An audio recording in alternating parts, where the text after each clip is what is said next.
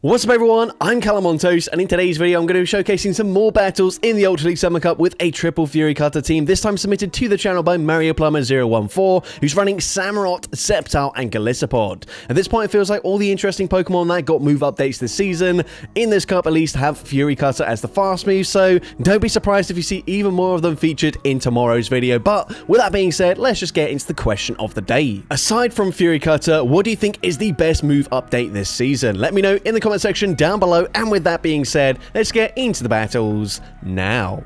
Let's go into the first battle, leading Samurott into Bellibolt. Of course, we've got an ABA style team, double weak to the electric typing, so forced to stay in at least initially with the Samurott. Luckily for us though, they're on Sucker Punch rather than Thunder Shock, so we do outpace them to the first charge move, grab an early shield advantage and swap, catch the resisted parabolic charge onto our grass type in Sceptile, but the opponent is now choosing to stay in this matchup, which is very interesting. We don't throw a Leaf Blade straight away, which means the opponent actually gonna be able to go and boost up their defense by a second stage before we've managed to get off any charge move damage whatsoever. So now Leaf Blade will be coming through, but it doesn't do much damage anymore as they are double boosted in their defense. We can fire off back-to-back Leaf Blades, but the second Leaf Blade is just not going to cut it, and we won't be able to farm them down before they do reach another parabolic charge. At this point, we've grabbed the shield advantage, and also this is hopefully their only electric type Pokemon on the team. So now we come in with a Samurott, go for a very aggressive farm down, and we do get that farm down. It pays off for us. We come out with a ton of loaded energy,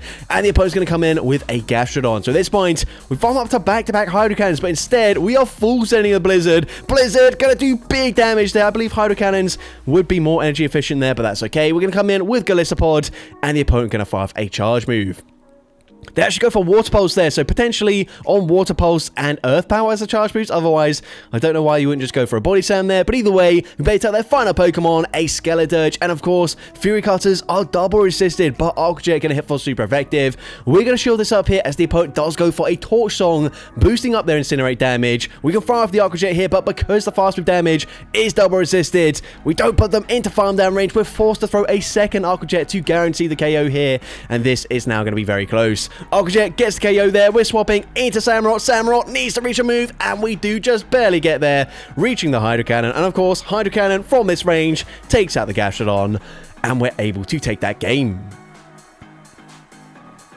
So going into next battle, we're going to see a Sceptile in the lead. So awkward matchup for us here. Of course, we're hitting for super effective damage with the Fury Cutters, but we swap, we catch the Leaf Blade, or at least I assume to be a Leaf Blade, on our own Sceptile there, but the opponent comes in with a Skeledirge. Now, of course, Sceptile does have access to Earthquake, so I would have liked to see us at least farm up to the Earthquake, but we fire off the Breaking Swipe there. Breaking Swipe does not get shielded, but it drops their attack, and we can reach a second Breaking Swipe. So Breaking Swipe, number 2, going to connect. Once again, it gets them into the yellow health range, but it's not really ideal for us. We're still going to need a Hydro Cannon to get the KO, as once again we've got Fury Cutter across the entire team, both of which on our 2 Pokemon going to be double resisted, but we can fire off the Hydro Cannon. Hydro Cannon gets the KO there.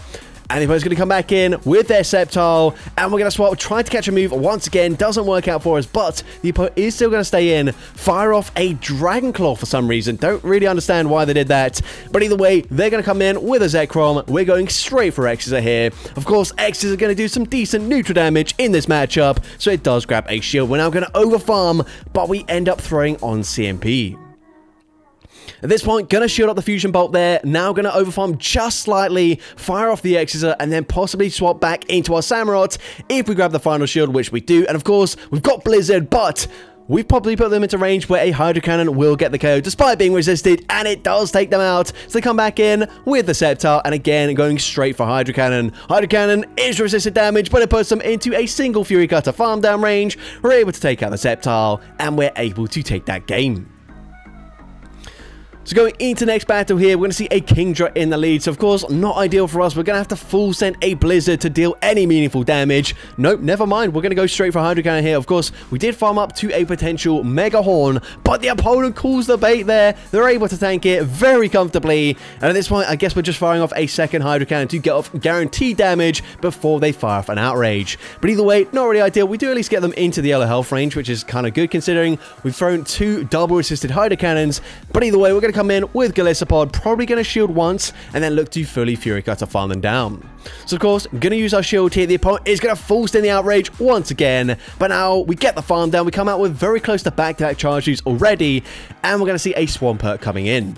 So, of course, going to go for the Aqua Jet here. Of course, Aqua Jet going to be slightly more energy efficient than X-Scissor in neutral situations like this one. We fire off a second Aqua Jet. The first one, grab the shield. Second one, going to be no shielded. And we're able to reach another Aqua Jet before the Swampert throws any of their energy. So, Aqua Jet number 3 is going to connect. It gets them incredibly low, but they do hang on. They can reach a move, and they full send the Earthquake. But we can come in, snipe with the Sceptile, and the opponent's probably weak to the Sceptile in the back, as they're just going to concede the match. So into the next battle, we're going to see an Arcanine in the lead. Excuse me there. Apologies that if the commentary doesn't sound as good as usual. I've actually recorded this a couple of times already, and for whatever reason the microphone wasn't working properly, so this is now like my 3rd or 4th attempt, and so I'm a little bit tired. Of course, I've done the commentary on these battles a few times, and I've got nothing to show for it so far, so hopefully it does go a little bit more smoothly now. But either way, we're going to see a Confusion Slowbro coming in. We fire off the Leaf Blade on the CMP tie. Leaf Blade grabs a shield from the opponent. They farm up to the Ice Beam, and they full send it. So now Sceptile can overfarm considerably in this matchup. I'm gonna fire off the Leaf Blade here. Don't want to get too low to the point where actually they can just fully incinerate farm us down with their oh, sorry, not Incinerate. Fire Fang farm us down with the Arcanine, but they will get that farm down anyways. We're going to throw at the last second here. Breaking Swipe is going to connect, of course. All shields are down, but the opponent, we've already seen they do have access to Wild Charge, and we overfarm there. We could have thrown the move straight away, got the KO, but instead, Wild Charge takes out the Samurott, and now it's all up to Galissapod. They've got a Water Gun Golduck in the back. What an interesting team from the opponent. However, I don't know about Water Gun Golduck in this meta. Either way, they fire off a Synchronize, which is also quite unique. We're going to go for the X-Scissor. X-Scissor is going to not really put them into range where we can farm them down. So instead, gonna overfarm, leaving ourselves with enough HP to reach another Aqua Jet before they Fire Fang farm us down. We get the KO there. Can we reach the charge move? Yes, we absolutely can. And of course, up against the Arcanine from this range, Aqua Jet will be taking them out there, and we're able to take that game. So going into the next battle, we see a Poliwrath in the lead, so not really ideal. They're going to resist everything we can possibly throw here, but we are going to stay in initially. There are mud shots, so of course, not that much fast pressure. The opponent full sends a Dynamic Punch. We're still staying in this matchup here, maybe looking to catch the next move onto our Galissapod, and we're able to do exactly that. This time catching an Ice Punch, which is non-stab and still resisted, so even better for us. The opponent then swaps out of that matchup, maybe looking to catch an Aerial Ace, but we're not on Aerial Ace. Now we can go for Aqua Jet, and Aqua Jet going to hit for super effective damage, so it does grab a shield. Now, Discharge, not going to do that much damage here. Galissapod, reasonably bulky, so we can tank that. And they will not be able to farm us down before we reach back-to-back Aqua Jets. So the first one grabs the final shield from the opponent. And the opponent is going to throw at very good timing, actually, throwing just before we reach a third Aqua Jet. And Discharge does get the KO. At this point, we come in with our Sceptile. We completely wall the energy from the Stunfisk. The opponent tries to make a catch there. It backfires. As we're able to hold onto the energy, come back in with the Samurott. We've got back-to-back Hydro Cannons already loaded. The first one does big damage. A second Hydro Cannon will, of course, be taking out the Talonflame. And let's see what the opponent wants to do. They come back in with a Poliwrath, and they try to commit to a full Mud Shot farm down. Samurott might even reach 2 charge moves here. So we fire off the first Hydro Cannon. Hydro Cannon going to do some decent damage from that range. A second Hydro Cannon might get the KO, but the opponent actually swaps out there. Catching the charge move doesn't make an awful lot of sense. But now we can come in, of course, with our Sceptile. We don't need to shield anything here. We're going to remain with 2 shields at the end of this battle as Sceptile gets the Fury Cutter farm down. Now it's going to win CMP up against the Poliwrath coming back in. And of course, Leaf Blade from this range takes out the Poliwrath, and we're able to take that game. Into the next battle, we're going to see Samurott into Virizion, so not really ideal for us. We're going to stay in initially, potentially try to catch a Leaf Blade, and we do exactly that. However, the opponent holds onto the energy before firing off a charge move here. So at this point, we're actually going to shield the first move. They go for a Sacred Sword, so That's fine, I guess. We're now going to go for a Breaking Swipe. If we get a debuff here, that could be huge for us. Breaking Swipe is going to be no-shielded, and it does not debuff their attack, but we throw on CMP here, so we still got a chance to debuff them before they land a charge move, and Breaking Swipe does get the debuff this time around. So, of course, Sceptile should be able to tank this, even if it is a Stone Edge now, since we debuffed them, and the opponent is going to be forced to actually full send a Stone Edge here, otherwise Sacred Sword not going to get the KO. So Stone Edge does take us out there. But now we know they've got Stone Edge and, of course, Sacred Sword. We can come in with Galissapod, get the full Fury Cutter farm down before they do reach that Stone Edge, and the opponent comes in with their own Galissapod. So, I'm going to fire off the X-Scissor here. X-Scissor is going to be no-shielded by the opponent. Doesn't do that much damage in this mirror match, but we can already reach another X-Scissor before the opponent throws any energy. So, X-Scissor number 2 grabs a first shield from the opponent, and we should be able to tank anything, even an Aerial Ace from this range, very comfortably. The opponent fires off their own X-Scissor, but unfortunately outpacing us by a single turn to the next charge. With X-Scissor gets the KO, and now we're putting all of our faith into Samurott, hoping the opponent doesn't have a water type in the back, as of course Hydro Cannon and Blizzard will both be resisted. We're going to shield up the X-Scissor there, commit to a full Fury Cutter farm down. We get that farm down, but the opponent has their own Samurott in the back, so of course, unfortunately, we've only got resist moves to throw. If we had access to Mega Horn here, this might be a slightly different scenario, but either way, I still don't think Mega Horn will get the KO in this matchup here. Even with a Hydro Cannon, I guess maybe from this range it would KO. But speaking of, if the opponent does have Mega Horn from this range, it will be taking out our own Samurott, and unfortunately we do lose that game. But into the next battle, we're going to see Samurott into a Roserade. So, a bit of an awkward matchup for both sides here, as of course, Roserade does have access to Weathable, a cheap move, but it is going to be resisted. And it looks like they're actually on Poison Jab here. So, Roserade did gain access to Poison Sting, I believe, last season, which does, of course, make its pacing a lot faster. But at this point, we're going to call a bait, and the opponent does go for a bait with a Weathable. Also, we have to grab a shield there by farming up to the potential Mega Horn, even though we don't have it. The opponent's then going to swap into Belly Bolt. We can come in with our Sceptile, fire off the Leaf Blade this time before they do fire off their Parabolic Charge, and actually throwing on CMP. Parabolic Charge, gonna be no-shielded. At this point, we should be able to get the KO with a Leaf Blade, at least hopefully. But we're actually gonna go for a Breaking Swipe here. Breaking Swipe, not gonna do anywhere near as much damage, but that might be intentional here. We might put them into perfect farm down range for our Galissapod to come in and get a full Fury Cutter farm down. Let's see Galissapod coming in and going for the very aggressive farm down, and once again, getting that farm down, coming out with a charge move loaded. So, very nice play there if that was intentional. We're now gonna fire off a Aqua Jet into a Swampert coming in. We've already seen Aqua Jets do add up over time up against the Swampert, and they're probably going to be on Hydro Cannon and Earthquake. So Hydro Cannon is resisted damage. Both Earthquake and Hydro Cannon are actually resisted. Sludge would hit for neutral, but it doesn't seem to be the preferred move in this meta. But either way, the opponent makes a really nice catch there, catching the Aqua Jet onto the Roserade. But it doesn't really matter at this point. We've still got 2 shields.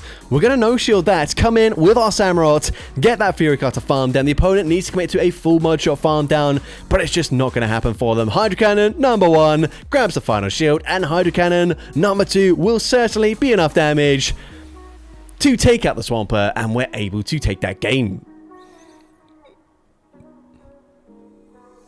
So go into the next battle, Samurott into Rapidash, so a good lead matchup for us. Of course, they are still going to resist the Fury Cutter damage, however, but we can outspam them, at least to this first charge move here. Firing off the Hydro Cannon. Hydro Cannon going to be shielded by the Rapidash, and now it just depends, are they going to be on Wild Charge, or is this going to be a Drill Run? And it is just the Drill Run there, so we tanked that pretty comfortably. Once again, going to come in with Galissapod here. Kind of surprised we don't come in with a Sceptile, just because, of course, up against the Rapidash, it will struggle, but the opponent once again not going to be on Sludge there. We are going to resist everything they can possibly throw.